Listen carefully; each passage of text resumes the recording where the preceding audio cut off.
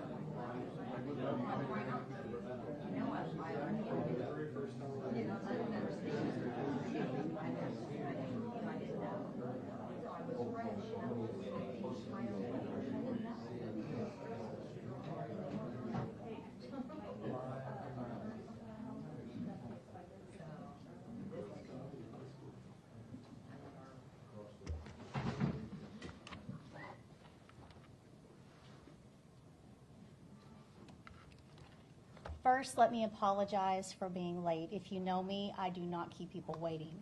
But good afternoon, and thank you for coming. In July of 2022, Governor Stitt asked me to conduct a special audit of Tulsa Public Schools.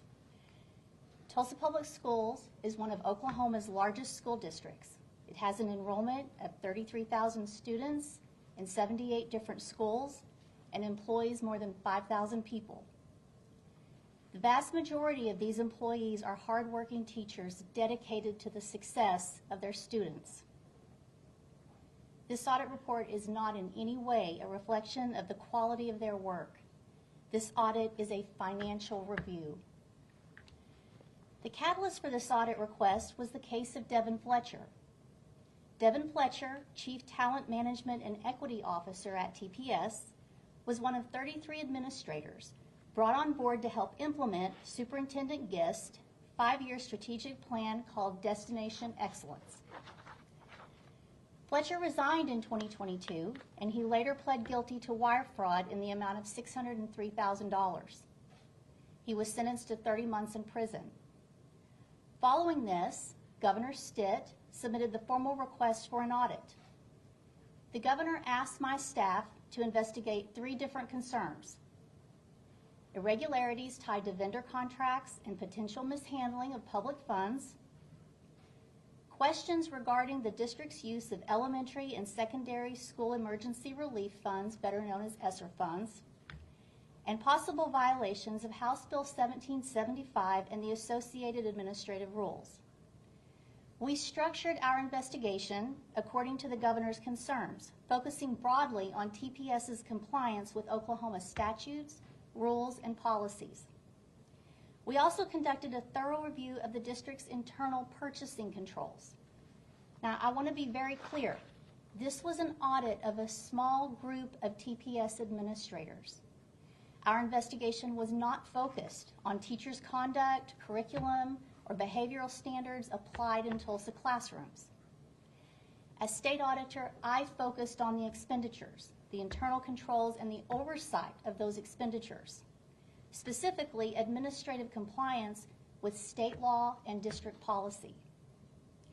As we began to test samples of TPS purchases, it soon became clear that Fletcher's misconduct was a result of a much larger problem. Worried about the possibility of additional malfeasance, we had no choice but to expand our test work sample. The more violations of statute and policy we found, the larger the sample became. Our team reviewed more than 1,400 financial discrepancies. So before I can explain our findings, I want to emphasize 2 key points. First, even before Fletcher began his activities in 2018, multiple district administrators created and fostered a culture of financial noncompliance. Certain district leaders routinely disregarded laws and policies designed to protect taxpayer money. We discovered that TPS consistently failed to properly verify and document the receipt of vendor services. A systemic lack of internal controls existed at TPS, which enabled mismanagement and potentially placed millions of additional tax dollars in jeopardy.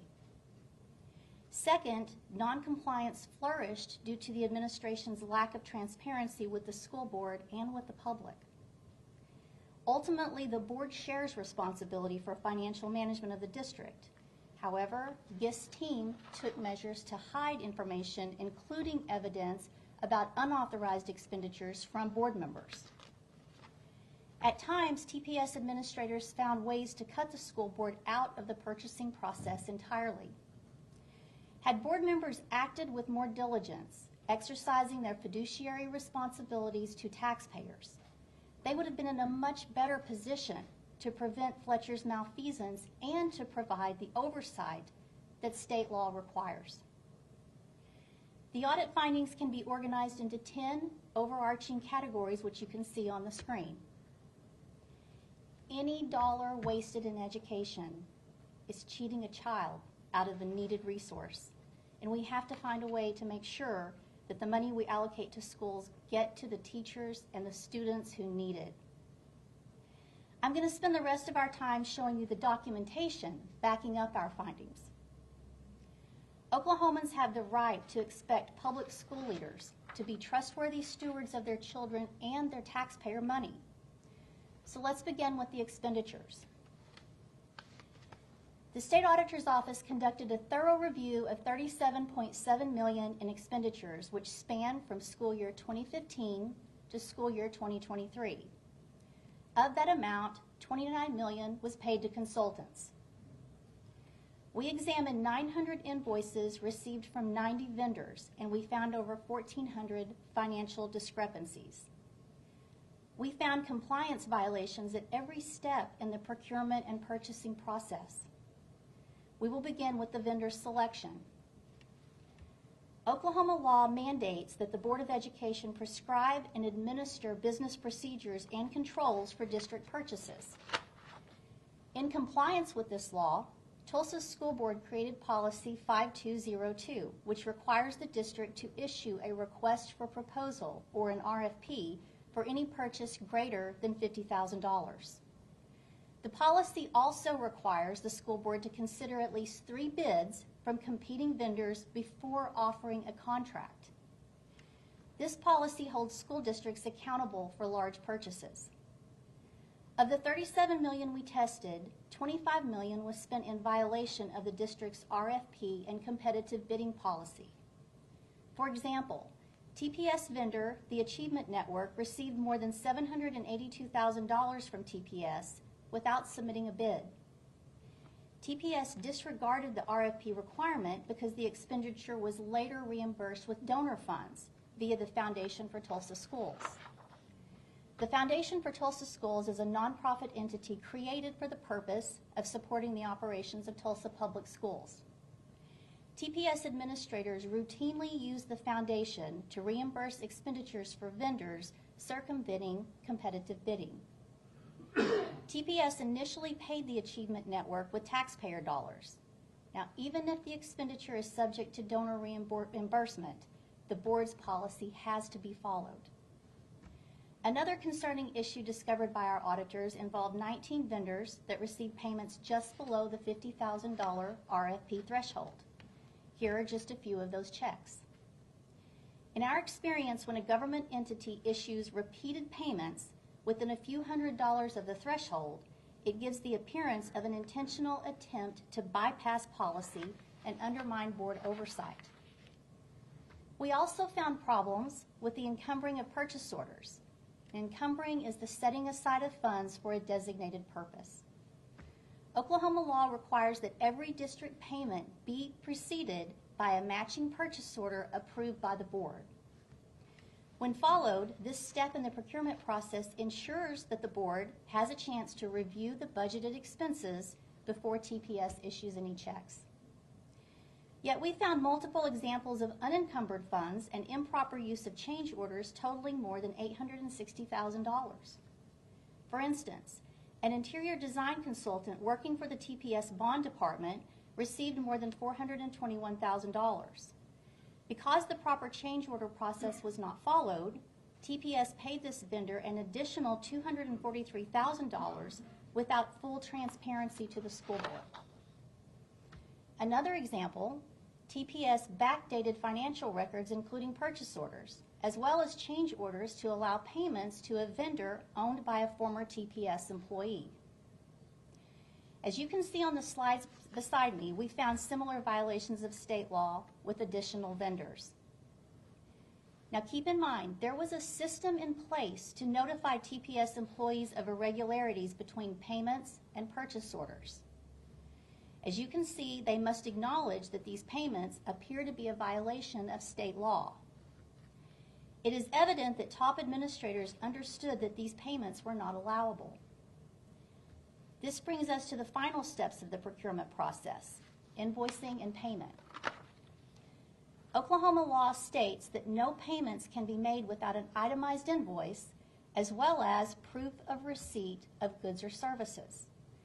TPS's disregard for this statute was perhaps the most pervasive issue uncovered during our investigation. If administrators had demanded itemized invoices, it would have been more difficult for Fletcher to perpetrate his scheme against the district. Of the 900 invoices we examined, more than 300 of them lacked proper itemization. Altogether, we found that TPS made more than 700 payments to vendors without ever receiving documentation needed to prove receipt of services. We also found that many TPS vendors issued invoices based on budgets outlined in their contracts, not actual cost. So let's look at some examples which will illustrate the issues that budget-based invoices pose to taxpayer dollars.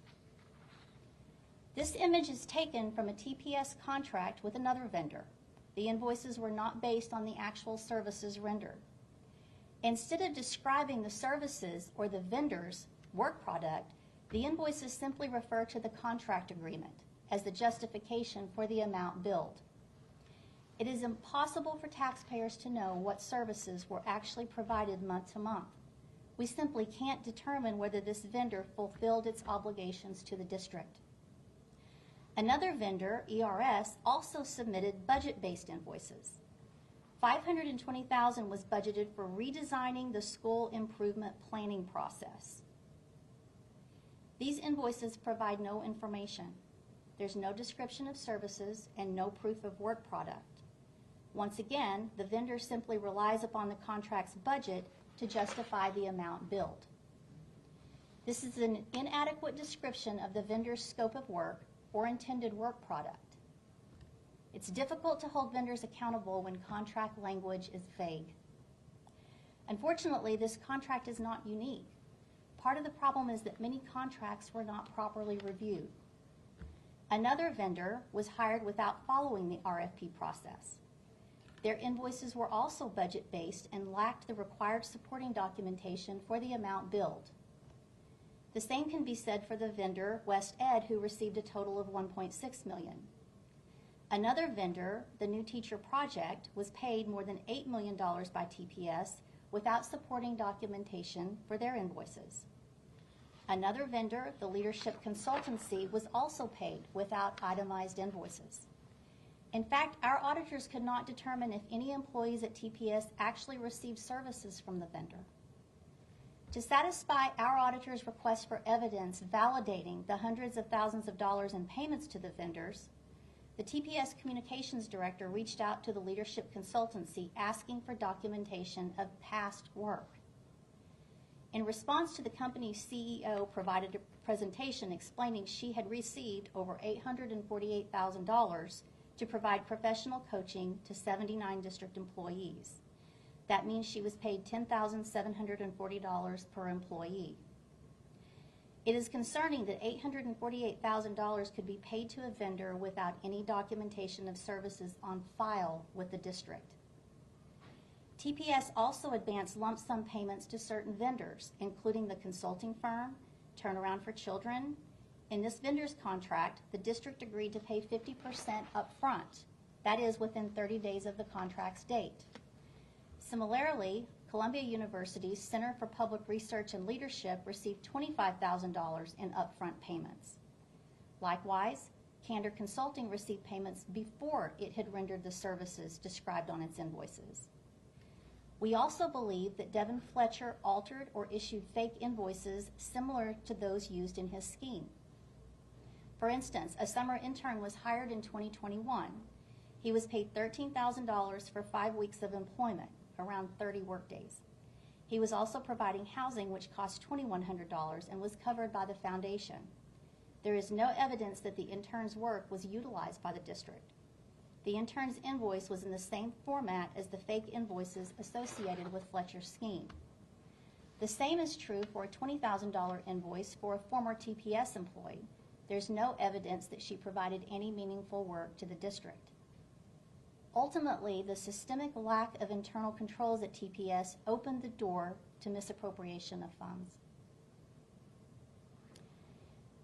Fletcher pled guilty to wire fraud in October of 2023, totaling $603,000. Our audit discovered an additional amount of $221,503 of misappropriated funds.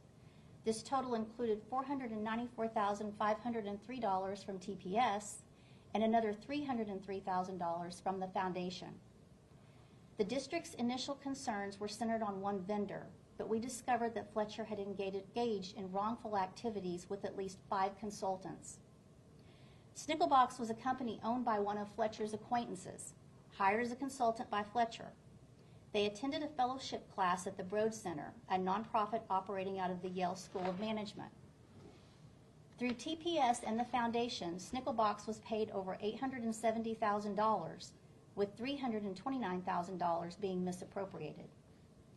Like many of the vendors we previously described, Snickelbox invoices were not itemized, and its consulting agreement lacked sufficient detail about the work product it was expected to deliver. The vague nature of Snickelbox invoices, statements of work, and contracts enabled Fletcher to manipulate them without detection. Snickelbox was placed on a monthly retainer, and its annual contract amounts grew steadily from $30,000 in 2018 to $300,000 in 2022. Fletcher was able to fraudulently inflate the amounts billed by Snickelbox, creating false invoices. At least 4 other TPS administrators approved these invoices or payments. Fletcher used these misappropriated funds to reward TPS employees, mostly members of his own talent management development or department. He dispersed $4,000 in gift cards to 22 employees. Similarly, Snickelbox directly paid $42,000 to 5 TPS employees. These gifts are not allowed under TPS policy 4409. Fletcher also fabricated invoices for his half-sister, Shaniqua Monet Kemp, whom he hired under the pretense of providing consulting services. Kemp received $448,125.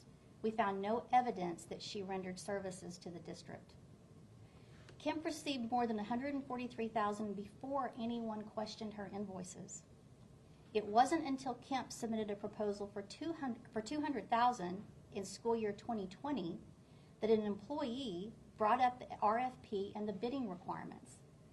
These red flags were disregarded by the then Deputy CFO, who waived the competition requirements and approved the payments to Kemp. Fletcher also falsified invoices for KAG Capital, who received $21,000 in payments. Like Ms. Kemp, there's no evidence that KAG rendered services to the district. We reported these transactions to the proper authorities, and KAG has since repaid the full amount to the district. Isaac Domingue was also an acquaintance of Fletcher and was hired to analyze employee data relevant to the COVID-19 vaccine. There is no evidence that Domingue produced any work for the $41,400 that he received from TPS. Fletcher altered Domingue's invoices, inflating the amount due, leading to $17,100 in questionable payments. Fletcher also submitted false invoices for another former coworker who was an associate of Fletcher's at his previous employer, Denver Public Schools. This vendor submitted an invoice for 3 hours of consulting work to TPS. Fletcher added 100 hours to the invoice, resulting in an overpayment of $9,000. Many of Fletcher's activities were perpetrated against the foundation, the nonprofit dedicated to TPS students. TPS employees, including Fletcher, often leverage the foundation to limit transparency with the board and the public. The foundation's purchases are limited by statute to the operation of the school district. Most of the nonprofit's purchases were issued as reimbursements to TPS, and these reimbursements totaled $57.2 million from 2015 to 2023. However, when the district needed to make certain purchases where public funds could not be used, they often asked the foundation to pay for these costs directly. TPS administrators refer to this method as direct pay, and direct payments accounted for $5.1 million of foundation expenditures from 2015 to 2023. The foundation acknowledged direct payments were an issue after Fletcher's activities came to light. Their new director acknowledged that the foundation oftentimes serves as a loophole for TPS to avoid having to go to the Board of Education for approval. Some problematic expenditures were handled as direct payments. For instance, the foundation paid for the service of a consultant after the district realized it had failed to encumber funds as the law requires. Additionally, direct pay was used to distribute bonus payments to TPS employees for moving, retention, and supplemental income. These payments, totaling $504,000, were not processed through district payroll, nor were they included in the employees' contracts. Oklahoma law requires that all compensation for school employees be clearly defined in their contracts to ensure transparency. The former chief financial officer, Jorge Robles, denied any knowledge of these bonuses, even though he had received a $25,000 bonus when he joined the district. 3 administrators also signed a bonus retention agreement confirming that the checks were linked to their terms of employment, but not included in their contracts. Of these bonus recipients, at least 65% did not stay with the district for more than 5 years. 16 of the bonus checks, or 2/3, totaling $221,000, were distributed to the alumni of the Broad Center at Yale School of Management in Connecticut. Only one of these Broad alumni remains with the district today. One of TPS's greatest challenges under Superintendent Gist was teacher retention, a problem exacerbated by a statewide teacher shortage. The Tulsa Teacher Corps, or the Teacher Corps, was a new teacher recruitment and training program tied to GIST 5-year strategic plan Destination Excellence. The Teacher Corps proposed a new path to teacher certification. The first group of trainees began a 6-week training program in the summer of 2018. Training included 5 to 10 hours a week of practice teaching in summer school classrooms. Participants in the Teacher Corps were expected to fill full-time teaching positions by the end of summer. They continued to attend training sessions throughout the year while teaching under temporary, emergency certificates and pursuing full certification. Eventually, in January of 2020, the Oklahoma legislature approved this alternative certification program. However, for 2 years, the Teacher Corps operated without proper authorization. Some participants taught summer school without certifications, some without required OSBI background checks, and most without district contracts. In other words, many did not meet any of the basic requirements for classroom instruction. The board was not involved in paying these uncertified teachers for 3 out of the 4 years of the program's operation. Rather, TPS utilized vendors to pay the new teachers summer stipends. Initially, the New Teacher Project, which ran the Teacher Corps trainings, paid for the Corps members' stipends. The vendor was then reimbursed by the foundation via direct pay. This allowed district leaders to keep board members in the dark about payments to program participants. In fact, one TPS employee celebrated the fact that they would not need to seek board approval for the Teacher Corps stipends. In 2019, the New Teacher Project elected to not cover the stipends, so the district paid the recruits as vendors directly. TPS also overpaid the trainees $35,000 that summer. In 2020 and 2021, Snickelbox facilitated the stipends, making upfront payments and being reimbursed by the foundation. Many of this vendor's invoices were false and are linked to the Tulsa Teacher Corps. Given the nature of these transactions, the Corps program became a vehicle for Devin Fletcher's largest misappropriations. Community partners are nonprofit organizations that provide supplemental services for TPS students. Members of these organizations interacted with students from at least 10 school sites. And altogether, TPS spent more than $37 million for community partner initiatives. One community partner, Growing Together, received $1.2 million between school year 2020 and school year 2023. Growing Together did not itemize their invoices. Instead, invoices were based on budgeted cost rather than actual cost. And when we asked for documentation of the services delivered, Deputy Superintendent Paula Shannon replied that TPS did not have access to the rich sets of reports and data generated by Growing Together and its partner organization, Communities in Schools, or CIS Mid-America. In some cases, they handed out direct aid, including food, utility payments, and even cash to families. In other words, TPS provided state and federal funds to Growing Together and CIS and allowed them to turn around and pay certain families directly. TPS could not provide evidence that its administrators, principals, or other staff provided oversight of these distributions. Nor could TPS provide evidence of the criteria utilized to determine eligibility for the cash distributions. Growing Together received more than $108,000 for services that was not part of their contract. Specifically, Growing Together partnered with Tulsa Community Development to conduct district outreach among the Latino families. These outreach services were billed at a rate that varied from $20 to more than $106 per hour. Training, technology, and administrative fees were also attached to these invoices, though there was no supporting documentation to justify those expenditures. More than $42,000 or 40% of the amount billed for student outreach went to administrative fees. Another community partner was the Opportunity Project. This organization was created to serve as a liaison between TPS and outside entities like the Girl Scouts or the YMCA. From school year 2020 to school year 2023, TPS paid the Opportunity Project more than $6 million. The Wallace Foundation provided another $2 million, and then the foundation paid $65,000. The Opportunity Project did not contract with any other school districts. It was completely funded by the work it did on behalf of TPS, and taxpayer dollars were the primary source of the revenue for the organization. The Opportunity Project's administrative fees accounted for more than 30% of what the organization received. Deputy CFO Jill Hendricks admitted that the organization's invoices from March to May of 2022 had been paid without any review. She asked a staffer to examine and approve the spring invoices in July of that year, months after they had been billed. Hendricks also told the Opportunity Project that TPS did not require the submission of supporting documentation. Opportunity Project's invoices were vague and allowed the nonprofit to overbill TPS by more than $96,000. One of the Opportunity Project's partnered vendors operated an after-school bike club.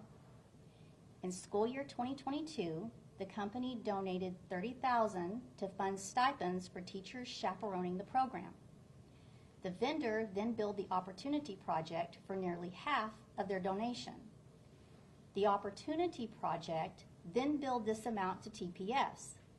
Since the district did not ask for any documentation to support the invoices, staff did not realize that they were paying back money supposedly donated to TPS. Ultimately, TPS submitted the Opportunity Project expenditures to the State Department of Education for reimbursement through the federal ESSER program, a federal COVID relief program. TPS received a total of $83 million in ESSER funding for school year 2020 to school year 2023. We found that TPS did utilize the federal funds in compliance with the stated purposes of the grants. However, the district's systemic lack of internal controls brought some of the federal grant money into question. TPS was improperly reimbursed $110,801 in ESSER funds by the State Department of Education for costs associated with the Opportunity Project. The invoices TPS submitted for reimbursement through ESSER did not detail the services rendered, resulting in question costs totaling $4.9 million.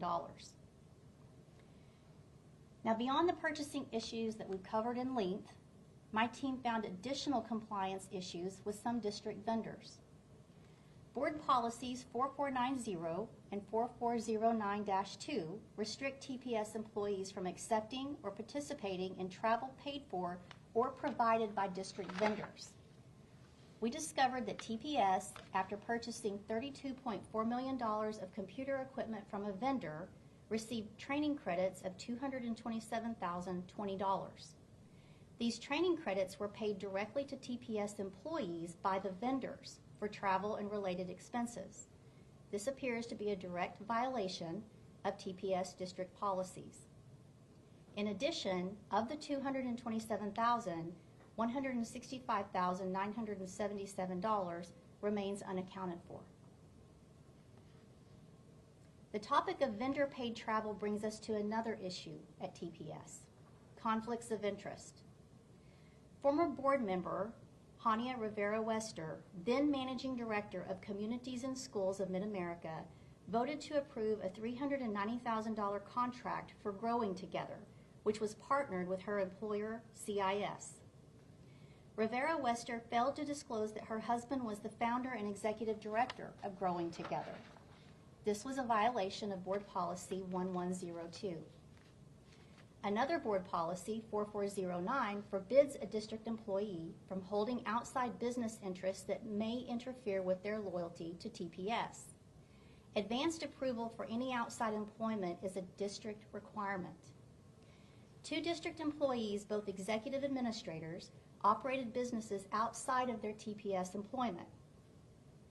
Assistant Superintendent Paula Shannon registered a business, Whole Leader Lab LLC, toward the end of 2022.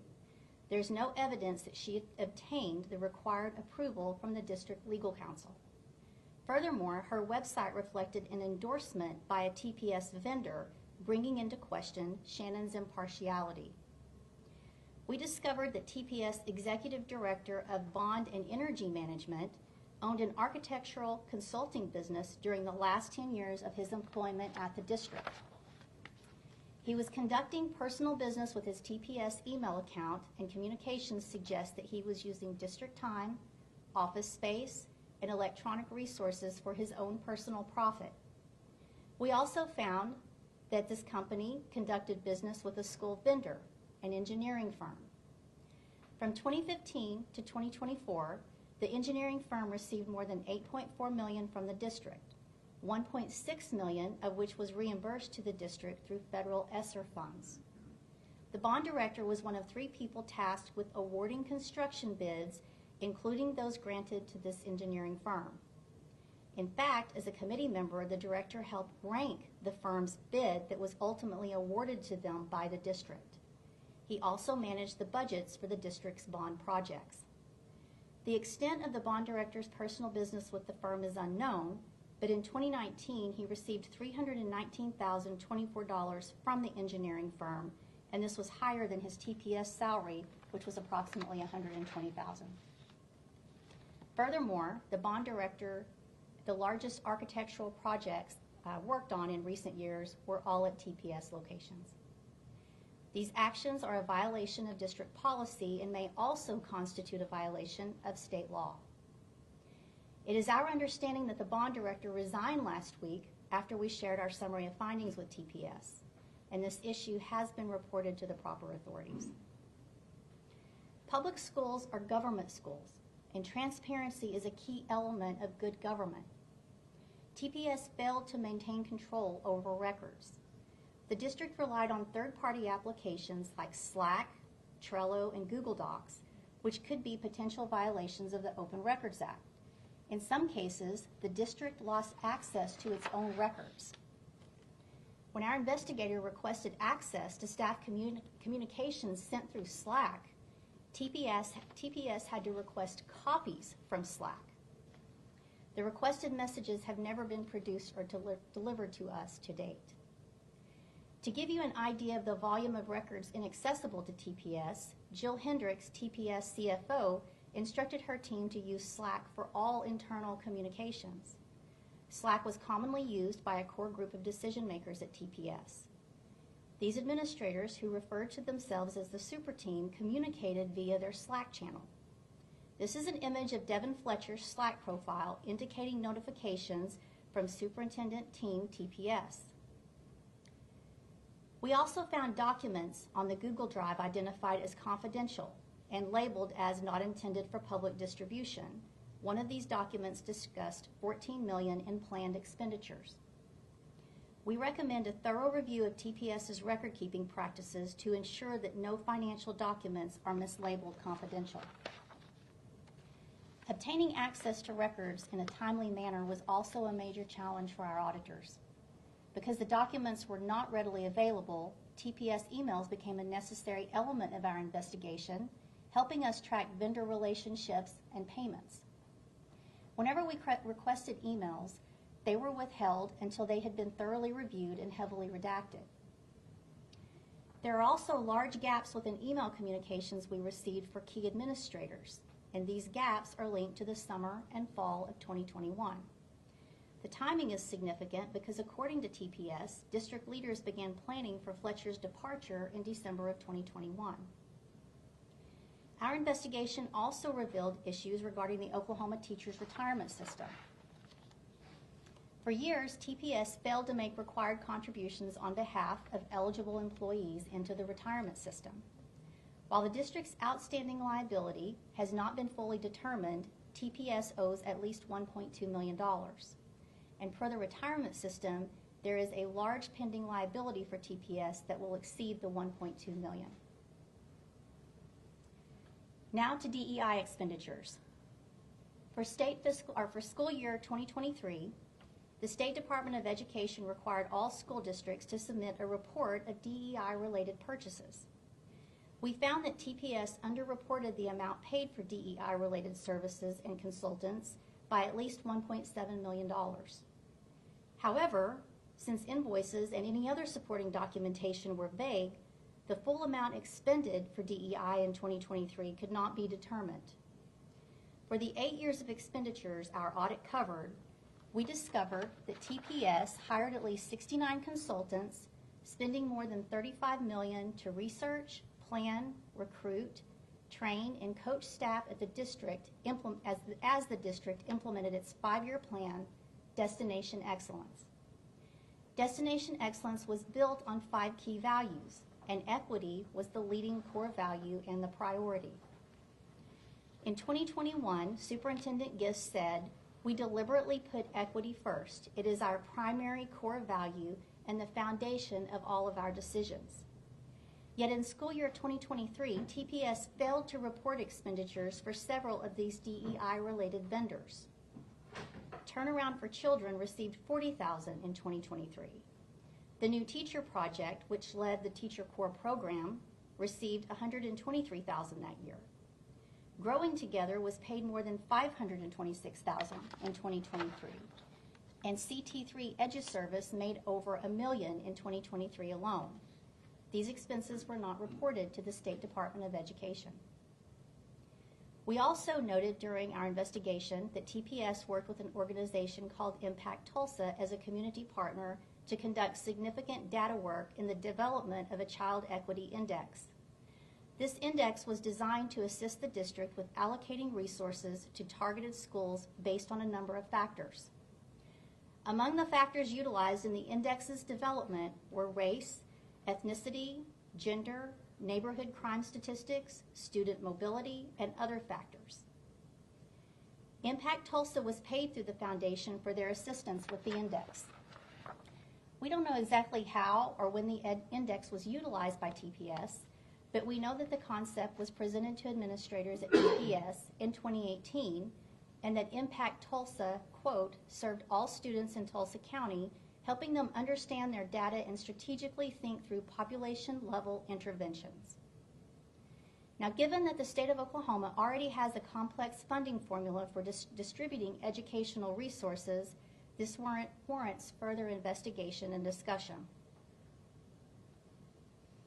Going back to Governor Stitt's original request, one of his concerns centered around a possible violation of House Bill 1775, which bans certain elements of critical race theory, or CRT. The law pertains to what can be taught in classrooms, but the Oklahoma Administrative Code extends those restrictions to the schools and their activities, and to their activities more broadly. The administrative rules prohibit schools from adopting DEI plans that incorporate the concepts of CRT. Now, my focus was a financial review, and it was not to comment on TPS's teaching philosophy or ideological principles. Our investigation did not look into curriculum or disciplinary methods. My job was to analyze district expenditures and to look for potential violations of state law related to spending. When House Bill 1775 became effective, the district represented that they did not need to change their lessons and/or approach in regards to CRT. Our investigators reviewed historical documents, training materials, contracts, presentations, invoices, and other records provided by TPS. The district's failure to keep adequate documentation to support their expenditures affected our ability to determine the exact services provided, courses offered, or presentations made. However, there was evidence that the district did incur some expenditures with vendors for prohibited concepts after House Bill 1775 became effective. And no auditor wants to find evidence like this. It doesn't serve anyone's interest when a public school fails to act with financial responsibility, especially in the interest of wonderful teachers and students of that school district. Even though we uncovered substantial issues with internal controls and noncompliance with state law, the scope of our investigation was limited. We are still left with a number of unanswered questions. Why were there substantial gaps in communications and emails between administrators, including between Gist and Fletcher, that were never provided to our investigators? Was TPS correctly coding the numerous consultants and vendors in the Oklahoma cost accounting system as administrative cost? We're going to recommend to the State Department of Education that they look into that matter. And finally, is TPS still involved with vendors, training practices, and concepts intertwined with elements of CRT that potentially violate House Bill 1775 and the administrative rules? Because this was not the primary focus of the audit, we were unable to make that determination. Now, all of these questions merit further investigation by the appropriate agencies, but there's reason for hope. Our findings identified key areas where reform is necessary and can be implemented immediately. We are hopeful that the current administration has already taken some steps to address the issues that we've talked about here today. The administration needs to actively work to improve internal controls and strengthen oversight and transparency. These efforts would demonstrate a genuine commitment to resolve the systemic issues that we uncovered at TPS. For my part, I extend an open hand to Superintendent Dr. Johnson and the Tulsa board members. I'm committed to helping them reestablish sound financial practices that will protect our students and the taxpayers.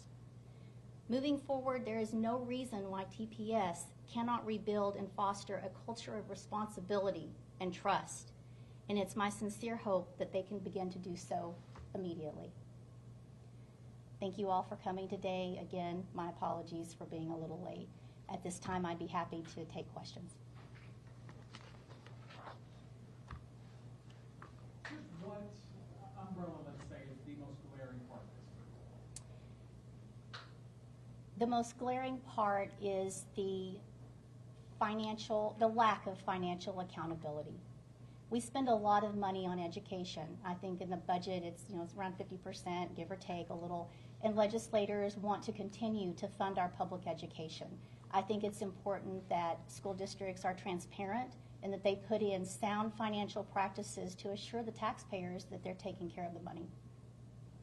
Are you recommending any charges be pressed or looking to the AG's office? I am just a reporting agency. We are turning our findings. We've already turned a couple over to the Attorney General's office, but I think there are some issues in here that the Attorney General's office should look into. We'll be having those discussions. During this investigation, did you all ever try and reach out to former Superintendent Dr. Deborah Gibbs? Was she helpful in any kind of way? I don't think any of these issues would have risen to the level of reaching out to Superintendent Gist. I think that the Chief Financial Officer is the one who would be responsible for answering all of these financial issues. Has this led to any more investigations that you guys are concerned about? Can you be more specific as far as investigations at TPS? Yeah, at TPS. I've listed my questions that other authorities need to continue with and go forward, but we're done. We're finished. When it comes to the issues of transparency here and those applications you mentioned that the district was using that made gathering information a little bit more difficult, do you know if they're still using those tools? Have they kind of steered away from using them at this point? Our scope of the audit ended with school year 23, and you would have to direct that question to them. Last press conference, we talked about that state statute, about the discussion between the auditor and the school board and the superintendent. Did that happen, and if so, what came out? Well, there was a lot of confusion regarding that last press conference. It should be noted that almost every one of these findings, those issues had been discussed with Superintendent Johnson and the board's legal counsel probably 9 months ago. There were two surprises. One of them was the director of bond, that issue that we found there, but all of these issues had been communicated, which is probably why Superintendent Johnson has tried to let people know that she's cleaned things up. We've communicated that to her. For clarification, were the critical race theory issues, were those communicated 9 months ago as well? I would have to check. I know that we had a lot of questions, and keep in mind that whenever we don't do this audit in a bubble, we are constantly communicating with individuals at TPS asking for more information. So it certainly couldn't have come as a surprise. Do you have concerns outside of just TPS's relationship with their foundation and other school districts and their relationships with their foundations? I think that having a foundation to supplement public education is a wonderful thing, and I would never want to see that relationship harmed. Again, we just need to see what did we spend money on and make sure that we're doing things in a transparent manner. You know, not only at Tulsa Public School District, but also in my audits that I've put out recently at the state level. We're not seeing true competitive bidding that taxpayers once thought they were getting, and we've got to get back to those sound financial practices. But back to the rest of your question about the relationships. You know, if we had an RFP process in place, there would be no question about these relationships because we would know that we were getting the best price and the best product, and it would be transparent about what services or goods were being delivered to the school. So I would think, I'm not going to hammer on relationships. Those can be a great thing. We just need to know what we're paying for and that we're paying a fair price. Whenever you were presenting on diversity, equity, and inclusion initiatives, I believe there was mention of 8 years back this amount was spent.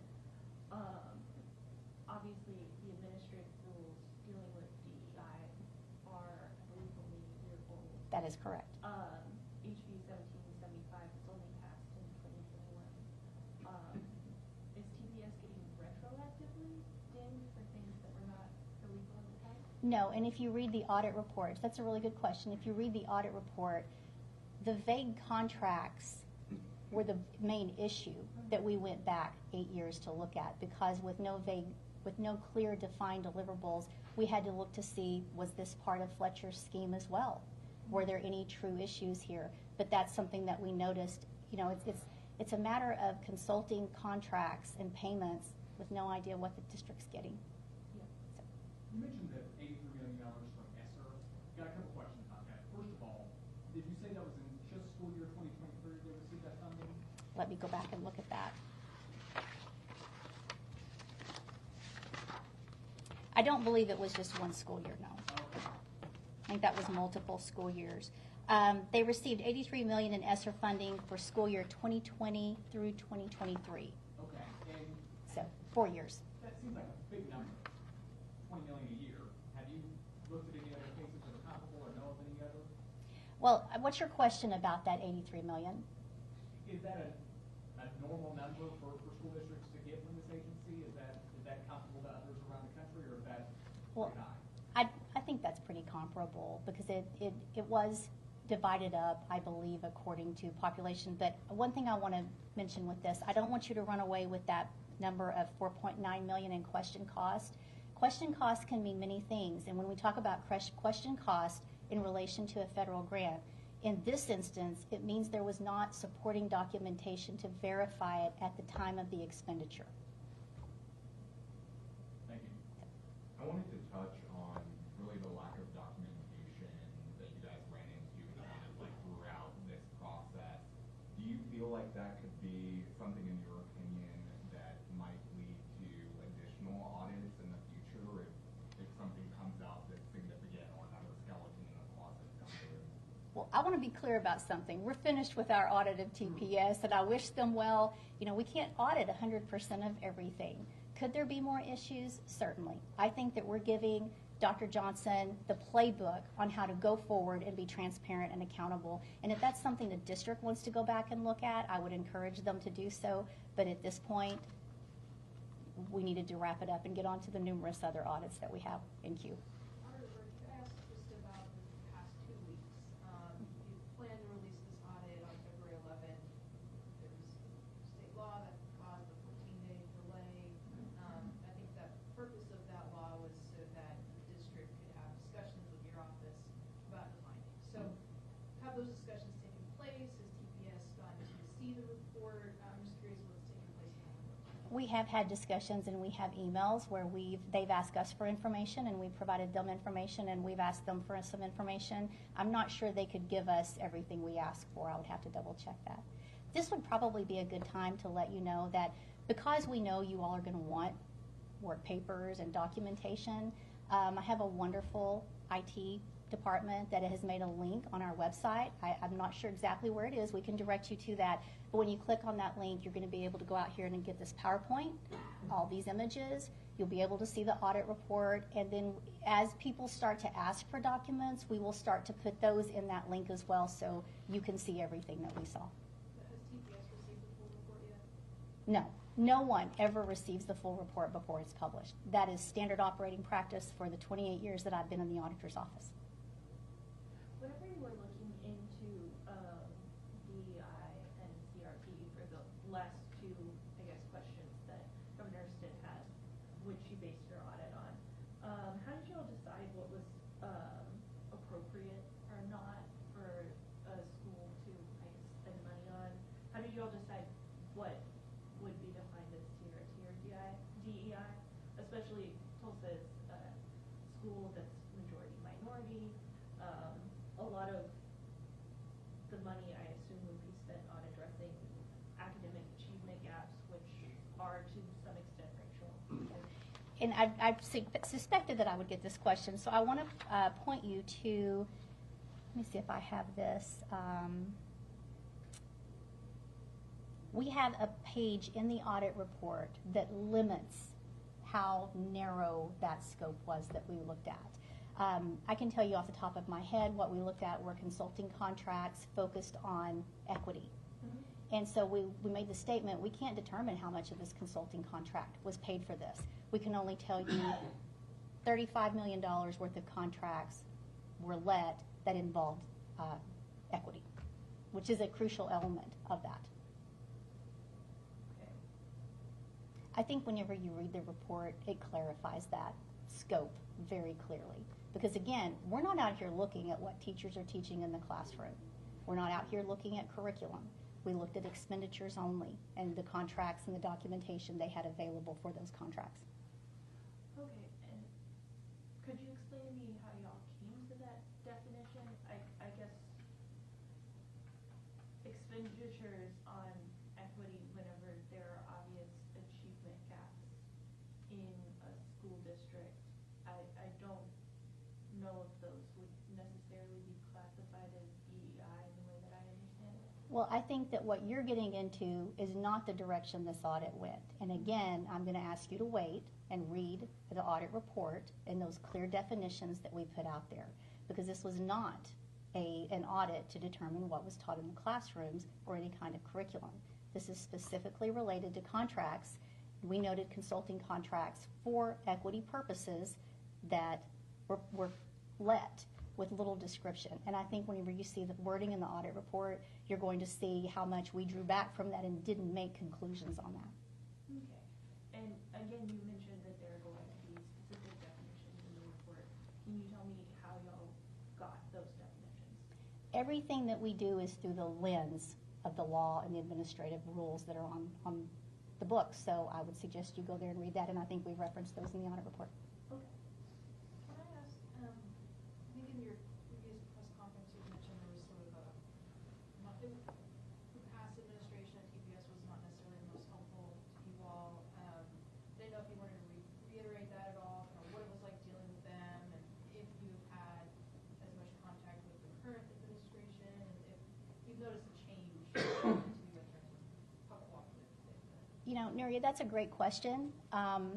We did feel like there was some resistance there, but I think I'd like to leave this press conference on a high note and offer my extension of help getting things back on track, and that's where we should all be focused at this point. Any other questions? Okay, thank you all very much for coming. Again, my apologies for starting late.